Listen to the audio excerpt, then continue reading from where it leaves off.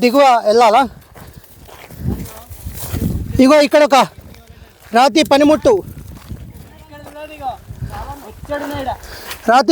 లభించింది. వైట్ కలర్లో ఉన్నటువంటి రాతి పనిముట్టు. మనకి ఈ ప్రాంతంలో రాతి పనిముట్లు చాలా కనిపిస్తాయి. ఇవి నీటి ప్రవాహం వాలుకు రెడీగా ఉన్నాయి కాబట్టి ఇక్కడ చూడండి. వారే వా బ్యూటిఫుల్. చాలా కాలం నుంచి ఎదురు చూస్తున్నటువంటి స్టోన్ యాక్స్ ఇక్కడ ఉంది. చాలా బ్యూటిఫుల్. వినయ్, అరే వా. ఇక మా అజయ్కి కూడా మంచి పనిముట్టు, జితేందర్కి కూడా మంచి పనిముట్టు దొరికింది. స్టోన్ యాక్స్ చిన్నది, కానీ ఇది వెరీ వెరీ రేర్ అని చెప్పాలి. సుమారుగా ఒక 50,000 సంవత్సరాల నుంచి 30,000 సంవత్సరాల కిందటిది అయి ఉంటుంది. చూసారా ఈ పనిముట్టు? వావ్, నా కలెక్షన్లో ఎప్పుడు లేదు, నేను ఎప్పుడు చూడలేదు.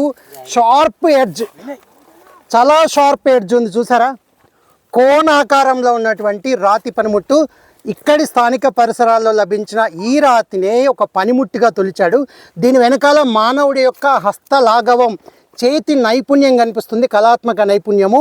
అట్లాగే చేతిలో ఉన్నటువంటి పవర్ కూడా కనిపిస్తుంది. ఎందుకంటే రాతిని ఇలా పెచ్చులుగా ఊడగొట్టడానికి చాలా ఎనర్జీ ఉపయోగించాలి.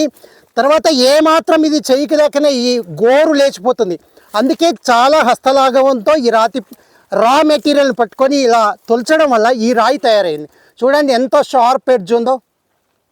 చెప్పానుగా 50,000 సంవత్సరాలు బిఫోర్ కామన్ ఇయర్. 50,000 సంవత్సరాల నుంచి 30,000 సంవత్సరాల మధ్యలో ఉంటుంది. ఇదే కాలంలో ఇంత సూక్ష్మరాతి పనిముట్టు చెక్కింది. చూసారా? మనిషి యొక్క అవసరము ఎన్ని నేర్పుతుందో. అందుకే మనం చిన్నారులను ఏం చేద్దామంటే అనేక అవసరాలకు గురి చేయాలి. వాళ్ళ అవసరాలను ఎప్పుడు తీర్చకూడదు.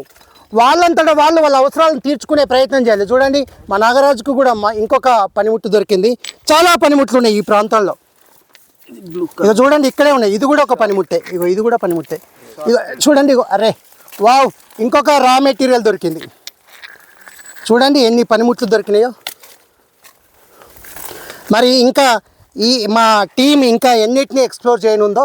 ఇంకా గుట్టపైకి వెళ్తే కొత్త చరిత్ర మనం అందించబోతున్నాము. ఏవో అక్కడ కూడా ఒక రాయింది. ఆహా, సుర్రున కాలుతున్నాయి. ఇది కూడా అదే.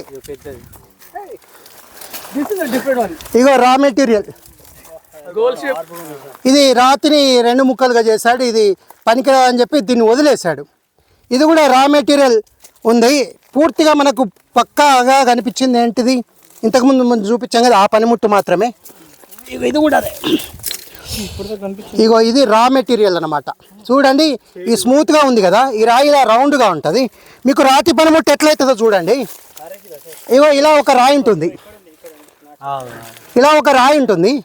రాయిని తొలిచే క్రమంలో ఇలా ఏర్పడుతుంది ఈ రూపము. తర్వాత ఇగో ఇక్కడ చూడండి, ఈ రూపానికి చెక్కుతాడు. చివరగా మనం అనుకున్న రూపానికి వస్తుంది. ఓకే, చూస్తూ ఉండండి మొత్తం ఈ గ్రామ చరిత్రనంతా. Thank you.